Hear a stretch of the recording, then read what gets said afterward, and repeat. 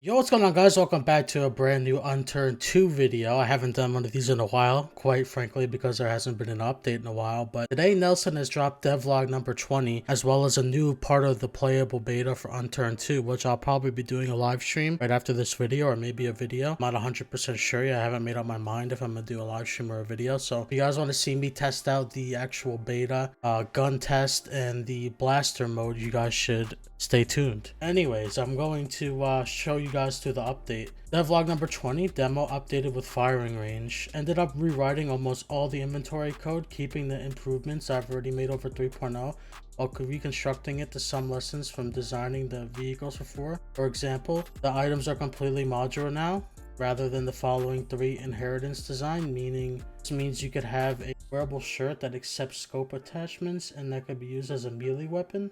Not that they would exist, but it makes cool possibilities easier. Example, attaching night vision components to a helmet or the name tag to be shown in the video. Recap the talking points. Firing range map is in the demo. Roadmap has been updated with the near future. Expanded community access to trusted players is a priority, but I'm also planning to do automatically through 3.0 rather than by email keys.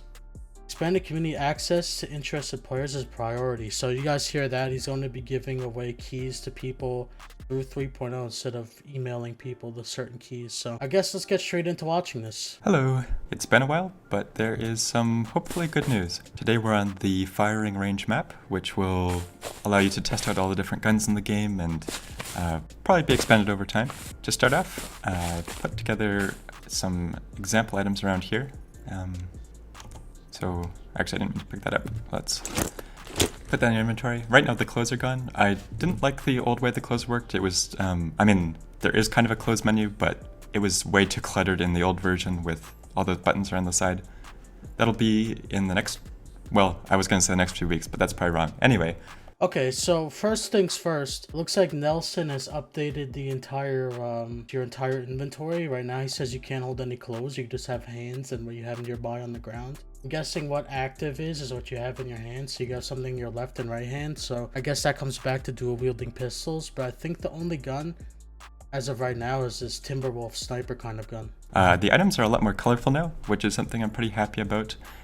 I always felt like the inventory was too dark and gray. In 3. Well, 3 was also kind of like a giant spreadsheet, but now all the items have kind of a bright highlight color and then a nice background color. Okay, so there's a new inspect menu as well. That's kind of cool. I like how you can actually inspect stuff from your inventory and not have to put it in your hands type of thing. That's kind of cool. Ooh, actually this is cool. When you are inspecting an item, and same with items on your character, you can like click on the individual ones, so like we can view the scope, we can inspect the scope, we can actually drag it, so we can like drag the scope from the 3D preview onto another one. This actually works with your character too, at least I hope it does, fingers crossed.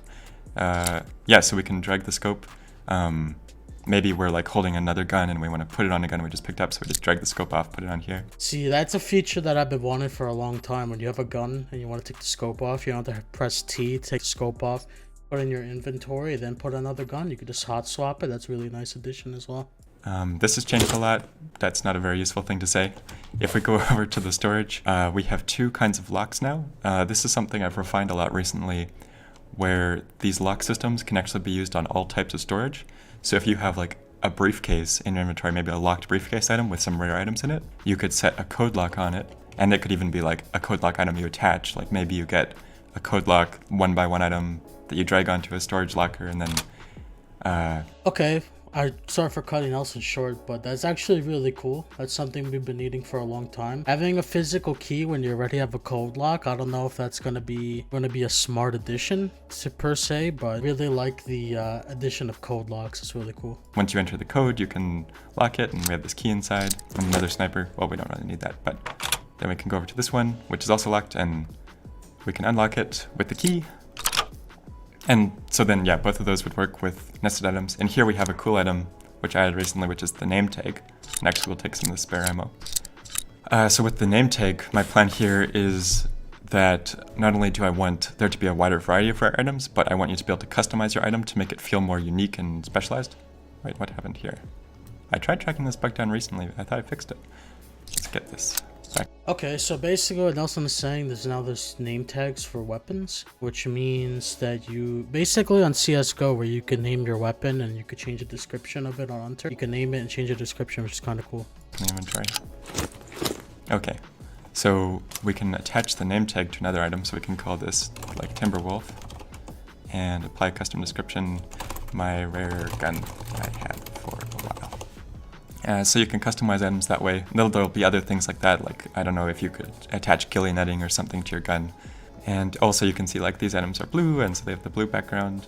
Oh, Okay, before he gets on to the next thing, so the rarity of the item is going to be highlighted now instead of it all being the same color and seeing the rarity of it when you inspect it. So green, I guess green is the worst, then blue, then red for mythical, right? And then purple, then red. I don't know. I showed this kind of in the preview, but when you have the individual bullets, if we like split the stack, now it changes to just one round rather than rounds, and we can put these all together. You can see the icons updating. Right now it says 505 stacks. I haven't really enforced any of these limits right now, so there's some, I guess, bugs with that. That'll change. But this also applies to the magazines. If we take the magazine out of this, there's that bug again. Out of the Timberwolf or sniper rifle, whatever, we can take the bullets out, and you can see there's no bullets in there. We add 1 bullet, 2 bullets. I think this would be really cool with like a magazine where you can see in the side, and you can see, oh, there's 15 of 30 bullets left, so on hardcore mode you don't necessarily need the ammo counter. That's really cool. You could put as much bullets as you want. You can flip the mag, you can put 1 in the chamber. So 1 in the chamber is actually a viable option. It's kind of cool. You could put 3 bullets, I guess up to 5 on the sniper. By the way, if you're playing this demo, you can actually spawn items over here since there's no chat command for it right now. One thing with the chat is I decided 3 has a lot of extra data around chat messages, like who sent it. But I've decided instead that I'm going to use like a rich text formatting sort of style for all that extra information. So that if you have something like player A traded with player B, then you can hover over like player B in the chat and like click on it to view their profile and stuff like that. So right now there isn't any of those features, so no, you can't really tell who said what. That will... Okay, that's kind of cool. That's kind of cool. A nice cleaner chat would definitely be a thing. And also, hopefully an option to turn off the chat. Come at some point, though. Anyway, probably the more oh, right, there's no ammo on this. Let's put... So, like I said, the stacks aren't enforced right now, so we can just put all this ammo in here. And, ooh, this changed recently, too. Now, it's a lot more obvious which one you're focused. In the old version, there was, like, buttons where you would, like, detach... Whoops. You would detach, but now the plan is that this will work better with a controller where you can highlight a specific one and then click on it to view all the options. Like if I take off the scope, then I can view the scope option, stick that on there. So what we just saw is basically you have one bullet in the chamber and the rest in your clip, it looks like. So I'm wondering if that's going to add to the guns jamming in the future, because I know a lot of games have that. And, ooh, I'm really happy about this with the scopes. Let's head over here. I know some people will be sad to see the vanishing of dual render scopes like 3 had. I just don't think they were worth the performance cost, and there's some really cool stuff that we get as a trade-off. So when we scope in here, you can see there's distance markers on the scope, 100 meters, 250, 500. What most games do for scopes is they just have an image with little dots on it, and they don't really mean anything. Like they usually have the horizontal markers too. And 3 did the same thing, but 4 actually calculates the drop for your screen size, your aspect ratio, field of view, for each weapon you attach it to. So right now this is set to 100, so hopefully I'm not lying and we can get a perfect headshot. Oh wait, I forgot to rechange it. There we go, so we got a perfect headshot on that one. And if we increase this to 500, which is really hard to see, I don't think I can get a perfect headshot, but let's line this up. Oh, I actually hit the target in front and then it also hit the one in the back. And, oh, also this used to be... So is 500 still the max one? Because I see you can go up to 600, and it was up to 500 on the scope. I'm wondering if 600 is possible, or if all guns are going to be limited to 500 still. A like circle radial wheel sort of thing, but I feel like the list with the scroll wheel is a lot more PC friendly, because I've seen so many reviews for other games recently, people saying like they hate the whole hold F to do this. So it's an instant press to do the things, and then you can quickly scroll to a specific one. but I will probably bring back the hold F for if you're using a controller or something, or just as an option. Which also reminds me, now this is one thing I'm really committing to for 4, is that the main menu will be accessible from every map. So if you're playing co-op or something and then you're like, okay, I'm just gonna hop off in a single player, you can go to the maps menu and you can load up firing range from this menu. And that works in multiplayer and everything. You can go host server, whatever. There's also the profile select thing. Right now I'm on Nelson profile. Alright, I like that a lot. That's actually kind of cool. So now you don't have to leave the server to join another server, which kind of makes sense. Like the same thing is in Rust, I'm pretty sure, where you could just press escape and then join another server without having to leave that one, which is kind of cool. Going to single player. I guess it would work for going to different servers while you're in one, which would save a lot of time having to leave the server and stuff like that. And so that stores all these things like your inputs, which this menu doesn't look that great right now, but if we hop back in here, there's all these different targets. I think people will probably make better modded maps than this one. I mean, there's not really that many targets here, but I think these will also be cool for like, actually Games Too Much said he wanted to make a like Killing House style map where you have to run through and shoot all the targets. And so I think these kind of moving targets will be useful for that. I can't actually hit most of these. My aim's not good enough. Let's see, can I hit this one? There we go. Oh, I don't have enough bullets. There is a console command to enable the bullets, but I don't think it's enabled in this version. Yeah, the console's not enabled in this. Right now you can kind of cheat by just attaching the ammo here. Obviously that won't stay. Cool. Another cool thing, which I haven't actually seen in any game before, is you can use these clay pigeon shooting things as target practice. Actually, they'll kill you if you walk into their line of fire. If I come over here. It's making me flinch. It doesn't do that much damage, but it's really hard to hit them. At least for me. Let's see if we put up to higher speed. It's gonna be really hard to hit if you max it out. There's another one over there that goes more horizontally. Okay, so what I see from here is that there's a lot of different shooting options. I think right now, from what I'm getting from this, is Nelson's only added the snipers, so hopefully over time, they'll update and add all the different guns he's been working on. I know there's another gun. There's pistols that I've used in the other, I've seen in the other devlog. So hopefully there's new stuff getting added. I mean, this is really cool. The clay pigeon thing I like. It's probably my favorite thing so far. I want to test to see if we can shoot 600 meters and beyond that. I don't know if that's going to be possible, but that's something I definitely want to myth bust. Did that cover? I think that covered most things. Also, the interactions are a lot more moddable now. Like, it's super easy to create these. So these are all created just with blueprints in Unreal. Like the interaction system is C++, but all these increase, reset, whatever, these are all mods.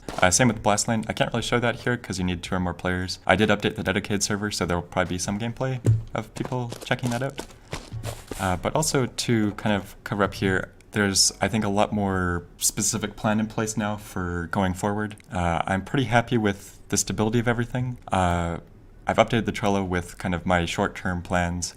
I do want to give out Steam keys. I'll probably give out some more Steam keys, but I don't really have very many, and it's a big spam of people sending emails asking for Steam keys, and I can't really reply to everyone.